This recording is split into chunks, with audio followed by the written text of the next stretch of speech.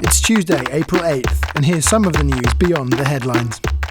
More than 500 million people are expected to vote in India's national elections, making it the biggest exercise in democracy the world has ever seen. Voting will take place over the next 5 weeks, allowing the government to maintain a large roving police presence at polling stations. Voting began in India's northeast, a region situated between Bangladesh, China and Burma that has historically been home to regional, ethnic and Maoist insurgencies. Most polls are projecting an easy victory for the Hindu nationalist BJP party. The BJP's prime ministerial candidate Narendra Modi has drawn a huge following because of his strong stance on tackling corruption and improving the economy. Critics, however, say that Modi uses ethnically divisive rhetoric to win votes in the majority Hindu country. The overall results are expected to be released on May 16th. South Korean officials have discovered a drone that looks more like a model airplane, making it the third suspected North Korean drone found in the south in the past 2 weeks. South Korean officials say the plane was the same model as one that crashed north of Seoul 2 weeks ago. The South Korean government believes that plane departed from the north, flew across the border undetected, and eventually passed over the South Korean presidential palace. The aircraft reportedly took 193 aerial pictures before crashing on its way back to North Korea. South Korea's defense minister is calling an emergency meeting to discuss how to stop North Korean drones from entering their airspace.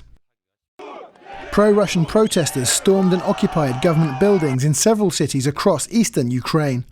The activists demand a referendum on joining Russia. Ukraine's interior minister blames the recent unrest on deposed former president Viktor Yanukovych, whose political base was also in eastern Ukraine. Ukrainian officials accused Yanukovych of conspiring with Russia to stir the unrest and have vowed to resolve the crisis peacefully.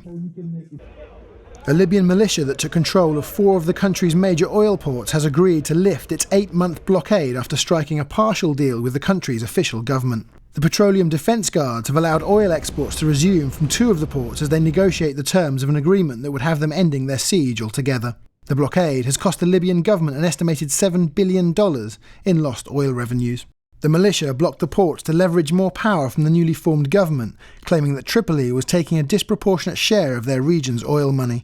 A peaceful resolution to the dispute would be a noteworthy development for the country plagued by violence, infighting and chaos since the government of Colonel Muammar Gaddafi was toppled 3 years ago.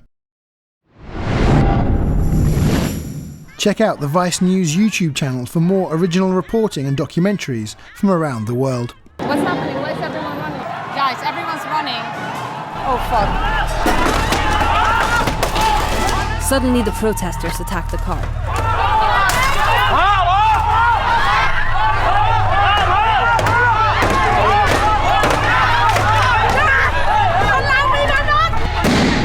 I'm not sure what's happening, but we're hearing some big bang explosion.